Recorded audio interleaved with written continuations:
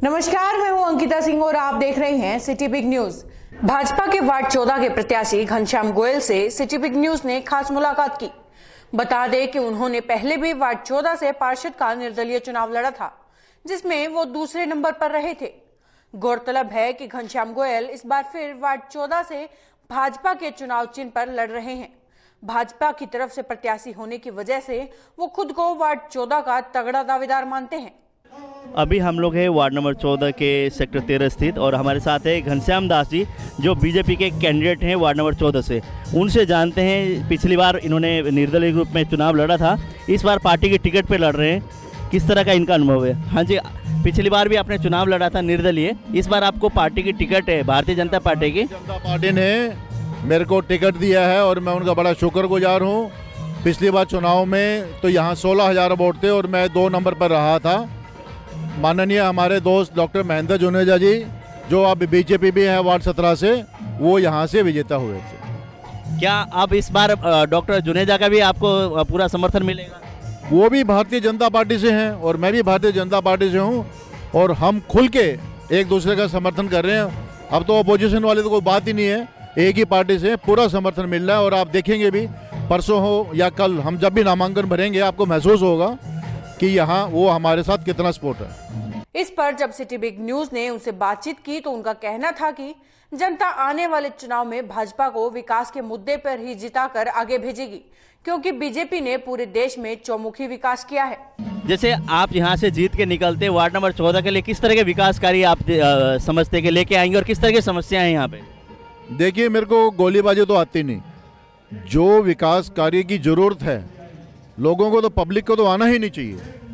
ये तो एक रंगमंच जैसा काम बना दिया कि भी ये काम कराओ, ये काम कराओ। जो जरूरत है वो पूरी होनी चाहिए और वो पूरी होती रही है।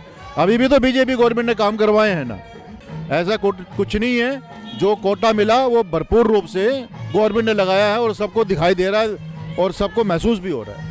इसके साथ ही उन्होंने बीजेपी का गुणगान करते हुए कहा कि शहर के सभी 20 वार्डों का चुनाव केवल बीजेपी के ही प्रत्याशी जीतेंगे। जैसे आपके सामने और भी कैंडिडेट है, जैसे आप पब्लिक के बीच में किन मुद्दों को लेकर जाएंगे? मुद्दा कोई नहीं है, मुद्दा क्या होना है? शहर का विकास है, शहर के हम एक हिस्सा हैं। बीजेपी सेंटर में है, बीजेपी हरियाणा में और बीजेपी हिसार में आएगी, मेयर पद भी जीतेंगे और 20 के 20 वार्ड हम मेयर के साथ हैं और 20 के 20 वार्ड हमारे भाजपा के उम्मीदवार जीतेंगे। और जो शहर की आमूलचूल परिवर्तन की जो जरूरत है हम जरूर करेंगे। जैसे पशुओं वाला है और वाला है, लोग छोड़ देते हैं और वही सरकार जो है पहले वाली जो पुरानी चलती आ रही है कि पशु 2 दिन पहले पकड़े फिर छोड़ दिए और नाम दे दिया भारतीय जनता पार्टी को।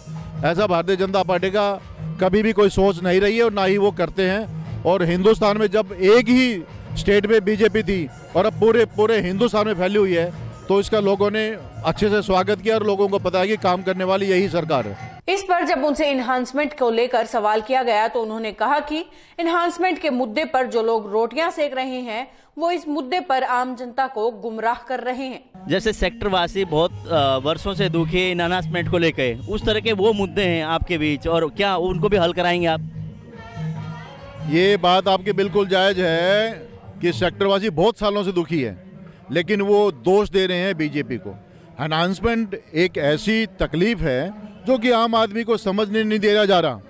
इन जो राजनीतिक रोटियां सेक रहे हैं वो लोग समझाना नहीं चाहते उनको। वास्तव में क्या है कि एनहांसमेंट 30-40 सालों से आ रहा है और मान लीजिए एनहांसमेंट 100 रुपये आया तो 10 रुपये भरवा लिए, 90 बच गए, उस पर ब्याज लग गया।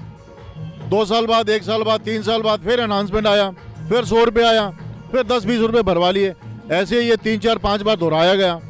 जो रकम बची उस पर ब्याज लगा। हुड्डा को मिला नहीं पैसा तो वो सुप्रीम कोर्ट में चले गए। जो सुप्रीम कोर्ट है वो तो गवर्नमेंट ऑफ इंडिया है, राष्ट्रपति की पावर है, उसमें स्टेट गवर्नमेंट या सेंट्रल गवर्नमेंट कुछ नहीं कर सकती। फिर भी माननीय मुख्यमंत्री मनोहर लाल जी ने एनहांसमेंट में 40% की अपनी तरफ से रिस्क लेके छूट दी, 25% लोगों ने पैसा भरा। उसके बाद 37.5% फिर छूट दी तो लोगों ने फिर पैसा भरा।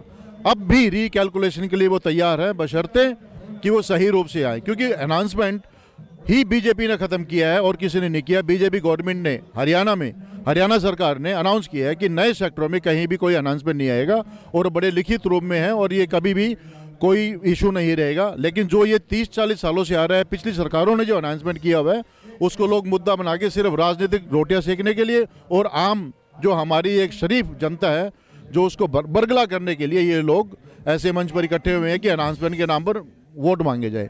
इससे शहर का विकास नहीं होता, इसमें शहर की तकलीफ बढ़ती है, बर्बादी होती है। अपने आसपास की सभी ऑनलाइन अपडेट्स के लिए देखते रहिए सिटी बिग न्यूज। नमस्कार।